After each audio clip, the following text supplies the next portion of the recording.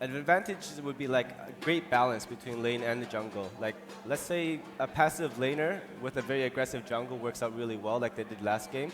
But if, like, let's say looking at Nemesis and Liberation X, the last 2 games, they opted out for very strong early game comps, and because they made those small mistakes or they didn't capitalize enough, they got punished. Like scaling out into the mid game, late game, they started falling off, and eventually they lost the games. Okay, I think we are ready for the picks and bans. Yes, we are, and Liberation X already has taken Fortress off the board, Hafu. Does that mean Nemesis Hydra has to ban Arden, you think? I think so. That would be a really good ban on their part. Yeah, certainly we would think that the Arden would be taken away here, especially how he's been played all throughout this tournament. Nope. But they decide that status-based Rona is more important. Rome, your thoughts? First pick Arden. Yep. Yep. I mean, they have to, right? Because if you don't first pick Arden, then you leave it for Lost Boy Toph. That is absolutely not an option. Not after today's performance. All right, so Nemesis Hydra now has 2 picks. This is a best of 5. This is the finals of the North American Autumn Live Finals. The winner will take home a $10,000 check. They will get the special trophy for the event. They will get the bragging rights of being the North American champions of the autumn season. And we will see what Nemesis Hydra has in store here. And they decide, you know what, they're already Fortress off the board and Arden off the board. They better get a roamer that they want here, Rome. I honestly wouldn't have picked Catherine first, considering Liberation already secured their roamer. Catherine as the last pick would be much nicer unless they're trying to bait out like a petal jungle like they did in the first game. Maybe Liberation X trying to bait the Koshka so that Nemesis Hydra gets that petal, as you said. Because it's weird to not get Koshka when it's open, right, for Hardek. But looking at Liberation now, like I would think they're going to try and opt out for another Glaive pick, because Glaive has been working out so well for them. So Glaive and Celeste, they could run the same comp as last time, with Nemesis like either choosing a petal or a Koshka. Okay, so they are on comfort picks. And Marto is now the one who has the chance to make all of the plays on that Arden. We'll see if he can do what Lost Boy could do. Nemesis Hydra has last pick. They still have an opportunity to have an early game comp here with Ringo. And we'll have to see what they opt for. Oh. It is a scarf. Secret picks. Secret picks indeed. I like this a lot. I mean, we've seen the power of Scarf in Ringo, although we saw it get overrun by the Rona in that Vaughn matchup. But yeah, I don't. Do you like the Catherine with this? I'm not feeling too great about Nemesis Hydra's comp overall because I feel their jungle pair is going to be too vulnerable. Depending, like it doesn't matter if they're running Ringo with Catherine or Scarf with Catherine. They don't have that early game damage output. And say if the jungle carry was to build up a lot of defense early, he doesn't have any damage. So with Glaive being in Liberation's jungle, he can just easily run in after burn, just dive in, especially with the Vanguard, just to secure any kills. Maybe they feel like they can do this because they are sitting on that extra win. So they can afford to make a mistake, although I'm sure they would like not to. It seems like there's going to be a lot of pressure on Catherine to just peel like crazy in this game. Most definitely. Catherine, this game is going to be really important for Nemesis Hydra to set up those mines early and pretty much engage every fight with Catherine's ultimate. Okay. We are getting close to the start of the third match. It is the number 2 seed Nemesis Hydra sitting on 2 wins. The number 4 seed Liberation X on the board now. Hafu, any final thoughts before we go to the action? I'm just curious why we haven't seen another petal. It worked so well for them the first game. I actually wanted them to play Petal this game, but maybe they came into this plan with like, maybe we can't pull a surprise pick like 2 times in a row. Liberation X probably learned something from that first game. They're probably like, okay, we've got to back up, kill these minions before we actually dive the Petal, because Petal building Crystal is pretty much putting weapon damage on all those minions. And as you're diving her and she's kiting back, these minions are just chunking away. And slowing. Yeah, definitely. Will a champion be crowned? Nemesis Hydra still looking to take home the trophy, and they could in this match with the call. It's Action Jackson and Vedius. All right, we are here for game 4. This series has been absolutely incredible. Nemesis Hydra looked unstoppable in Game 1 and 2, but Liberation X, with the revitalization brought in by Marto, have managed to stay alive to this point. They, again, are in the same spot, though. If they lose this, they're out. They need to win it. It's a stressful situation, but they've got to be feeling good after that last win. Well, the only thing that concerns me just a little bit is that this game, Liberation X aren't quite running the same early game style of composition that they've ran in the past. Yes, they had the Celeste and the Fortress last game, but they're actually running the Yard in this game, my apologies, but we'll have to see how well they manage to facilitate that aggressive tendency that they're so used to. All right, well, we are onto the fold, guys. The battle has begun, as it says there, between Liberation X and Nemesis Hydra. This could be it yet again. And man, I'm excited to see how Liberation X play with this new composition. All right, well, T-Tigers going up against Coeds once again. Same matchup that we saw last game, and the biggest problem that Coeds had to deal with was that naturally during the matchup, Coeds does have the advantage, but he ends up somewhat slow pushing the lane, and it gets to a point where he has to overextend himself, as you can already see during the laning phase, and this could set him up for a potential gank coming out from the rest of Liberation X. Coeds needs to remember exactly what happened last game and not let it happen again. That early kill really messed with his ability to actually play the lane. He was in the same spot too. He was in his bush, but Status Bake just walked up, got that afterburn. T-Tigers, he is pushing very quickly, allowing for that kind of a play. If Coeds stays around, it looks like he's going to be safe this time. Yeah, very smart play from Coeds. Learning from last game, realizing that he can't afford to be giving away those early kills because it's just going to... He's going to lose the early game dominance that Ringo is so well known for. That means that Liberation X are also going to back off themselves, pick up a couple of early items, and let's just have a look at what they've decided to go for. T-Tiger's actually going for a bit of light armor early, which does make sense when you're going up against a Ringo. You're just going to have to deal with that. Meanwhile, Storm Guard banner coming out from Marto, pretty standard for him. We are seeing a Weapon Blade and Swift Shooter, so likely working towards a Tension Bow coming out from Status Bake.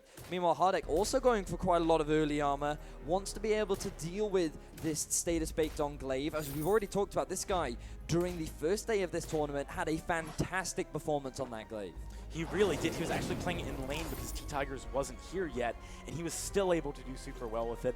Now that they've got their normal composition, they are performing very, very well, just using Marto instead of Dawn Eclipse. You can see a lot of attention given to the lane right now, though. Both supports are hovering around, making sure that no early plays go down and ruin their laners' chances in the game. So, you know, I think it's surprising that it's 2 minutes in and I was expecting an ace to happen already, yet it hasn't. So this game has been so bloody during the first 3 minutes that to have such a passive early game is a little bit surprising, but I think actually Liberation X are going to be quite happy with this. They do scale relatively well as the game progresses, and as long as they can keep this sort of tendency up. Whoa, Tigers! Right as you say that, the Caster's Curse kicks in, and he is going to go down. First blood to Nemesis Hydra. They're off to a good start in what could be their final game. Status Bake's actually jumping in here, trying to pick a fight, but you can see a lot of damage returned right back onto him. Lost Boy Tough getting a nice stun off right at the beginning of that fight.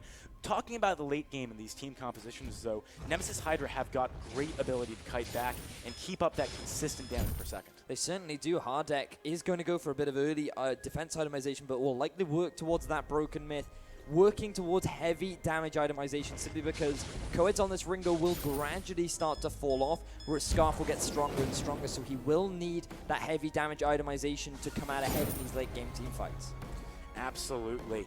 Looking across at the CS off the back of that kill, Tigers is actually only one behind. There's a wave there for Coeds, so he can get a little bit more, but he's doing a decent job of farming up against Coeds right now, and that's something that's going to happen when you're Ringo. You've got to be a little bit afraid of the ganks coming in from Status Baked.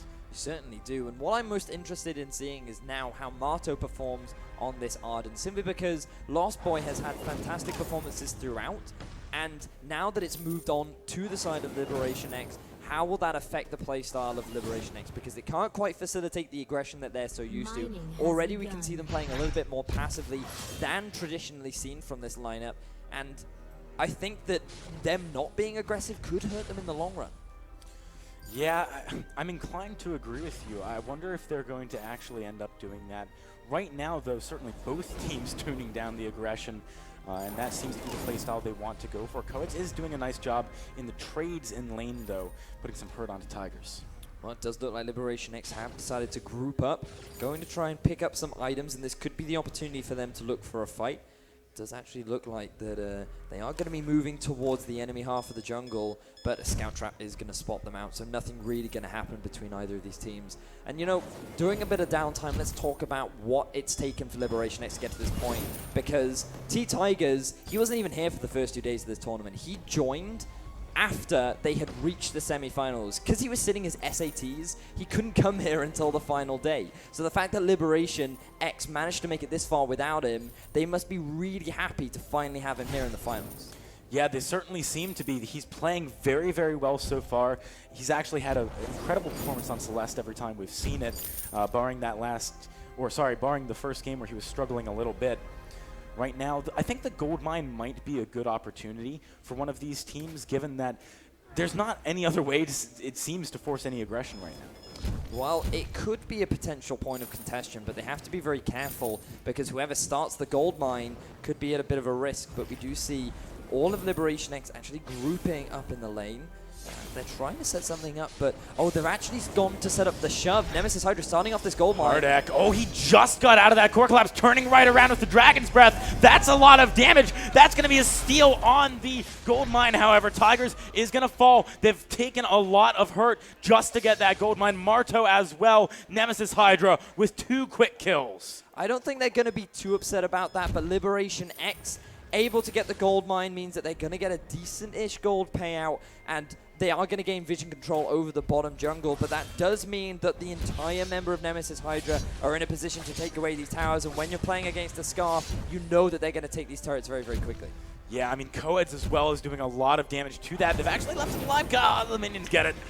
Turret destroyed for Nemesis Hydra, first of the game. They're going back for the gold mine just for the vision. This is something we've seen teams do a lot when they are a little bit ahead in terms of the money. Right now, Marto coming in with status baked on the flank. They want to go for Hardek. Core collapse lands this time. He's in a tough spot. Hasn't bought a reflex block yet. This could be him going down. Status baked finds it. Lost Boy Tough. He's extremely slow moving off on the side, but they want to turn it around. That's going to be the Hellfire Brew coming out. Lost Boy Tough being chased up here. He's tanking up so much damage with the shield. Coeds, he's 1 versus 3. Marto jukes into the bush. This could be an ace. The reflex block times out just in time for Tiger's auto attack, and Nemesis Hydra actually get ace there. Liberation X even the kills. So the biggest thing there was actually Lost Boy Toth wanted to use the minion candy to have the gold mine help them in their engagement, but it hadn't actually respawned yet, which means that they were in the 3 versus 3. Lost Boy Toth completely left Hardek alone on the backline,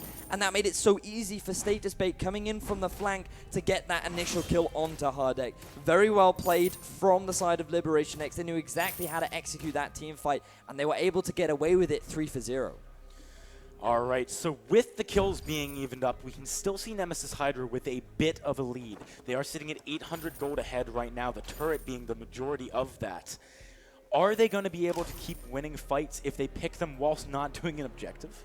Well, this is the real question, because the biggest thing for them is the positioning of Hardek. He really is going to be very key coming into these late game team fights, and already the gauntlet goes down onto this target. Yeah, Hardek is in a really tough spot right now, still does not have the reflex block. The core collapse interrupts the Dragon's Breath.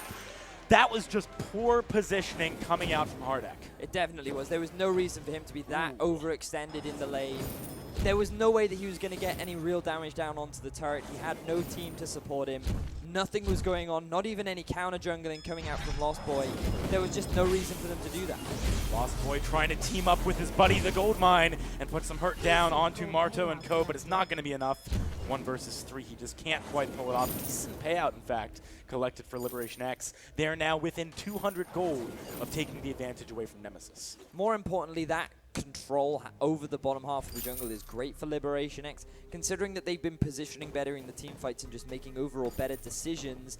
If they can maintain this level of control over the map, they feel like that they can come out ahead.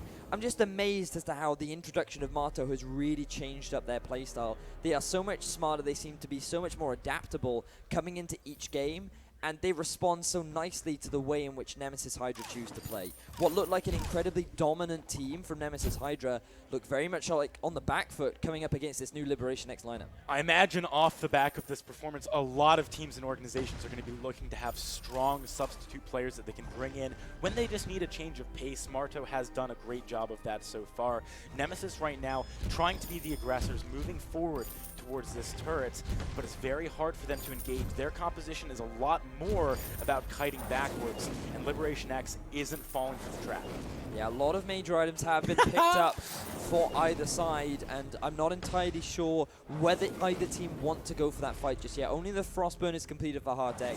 Yes, he's going to be able to kite a lot, but because of the amount of armor available on the side of Liberation X, Coed's damage is slowly starting to fall off as the game progresses. Oh, Hardek, he gets hit by the core collapse, uses the reflex block, but look at Status Baked. He's on the back line. The Solar Storm flies and snipes out the kill. Now Coed's the next to go down. Nemesis Hydra do not look nearly as cohesive in these fights as they have done in previous games. Hardek just out of position once again. T-Tigers landed a perfect core collapse to let that stun up to enable them to easily collapse onto Hardek, using the afterburn to reposition. Right now, Lost Boy Tough trying to fight a 1v3. This is a bad position for him to be in. He needs to get another shield off. There it is. The afterburn comes out, but it looks like T-Tigers is just happy to let him live for now. Go back and get some shopping done. Pick up some more items. That was quite smart coming out from Lost Boy Toff. He even used the minion, a scout trap to try and clear the minion wave so that the turret would stay alive for a little bit longer.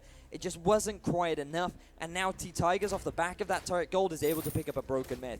This is the point at which T-Tigers becomes a massive threat. I talked about it previously. Once he gets those two major items, his Solar Storm is going to be doing a lot of work, and we're going to be seeing that once again. Keep an eye out on the positioning of T-Tigers because he will be very influential coming into these next two fights.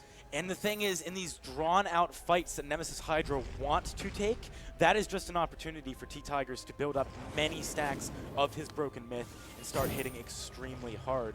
Liberation X, because of their gold advantage, might actually be in just a good spot fighting Nemesis Hydra's game as their own. Certainly could be. Right now, Liberation X just grouping around, making sure they can maintain control over the gold mine as it is working towards that immense gold payout. Notice that the minion candies have been picked up for Marto. They want to make sure that those are permanently on top of the gold miner so that it will be a little bit harder to take. Right now, the Lost Boy Top looking for an engage. Yeah, there's the Hellfire Brew as well onto T-Tigers. He is going to block a lot of that damage with the Vanguard, but look at this. Status Fake jumps on the back. The Solar Storm misses everyone, though. Can Coeds and Hardek do the damage they need to turn this one around? He's kiting out Marto. Lost Boy, he's on to Tigers. The Spitfire comes out, but Hardek, he's overextended. He heals up just enough. Status Baked onto the back line. He gets one. He's going for Coeds. Coeds, the Heliogenesis goes down. He falls. Lost Boy, the last man standing yet again. And Status Baked looking to change that. Another Afterburn comes out. That's the ace. Liberation X in this fourth game, really turning up the heat. He certainly is. It was simply a matter of Hardek being completely out of position.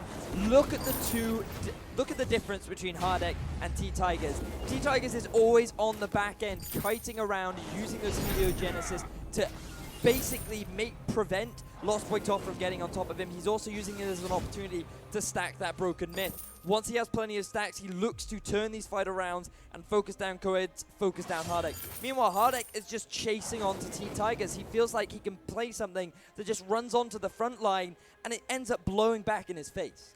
He really, really does. Off the back of that last fight, there was so much money picked up by Liberation X that we just saw the Broken Myth, or sorry, the Eve of Harvest complete on Tigers, as well as a Crystal Infusion bot.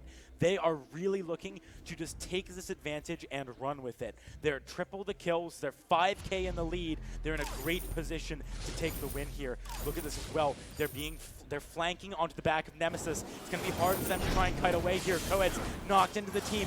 Is it going to be enough? Tigers, look at that, immediately picking up the kill with the glaive onto Coeds. Hardek, he's going to go down. Tigers want Lost Boy. This could be another big fight for the side of Liberation X. the shield, it wears off. Lost Boy, he's not got the defenses, and another ace comes in for Liberation. That was very smart from Liberation X, recognizing that the major damage dealer was actually Coed after picking up that Tyrant's Monocle. With him out of the equation, Hardek was a very easy one to follow up onto. There was no way that he was going to be able to get out of that situation. The damage that he was putting down just was not enough after going for this very early Frostburn.